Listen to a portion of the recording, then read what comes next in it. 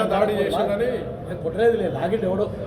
లేదు అడుగుతుంటే ఇంత చెప్పమందంటే వాడు నేను పోయి పిటిషన్ చేయాలంటే పిటిషన్ ఇస్తారా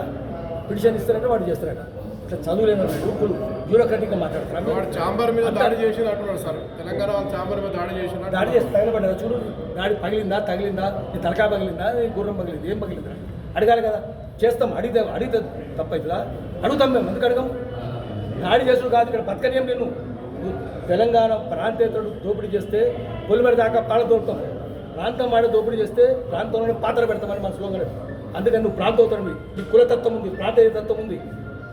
దేశభక్తి లేదు నీకు అంత బూత్ సినిమాలు తీస్తావు కాబట్టి బూత్ సినిమాలు నిషేధించాలి సెన్సార్ సర్టిఫికేట్ ఎట్లా ఇస్తాడు వాటి సినిమాలకు అన్ని బూతే కదా సినిమాల్లో అందుకని ఆఖరికి బెల్లలతో ఎక్కించుకుంటూ సినిమాలు చేయాలని చూసాడు అప్పుడు ఆందోళన జరిగితే ఆగిపోయాడు వాడు చంద్రబాబు నాయుడు వీళ్ళందరికీ ప్రాపకమంతా ఎవరు చంద్రబాబు నాయుడు ఏజెంట్లు చంద్రబాబు నాయుడు ఏజెంట్లు తెలంగాణ ఉండడానికి వీల్లేదు తెలంగాణను ధ్వంసం చేసిన వాళ్ళు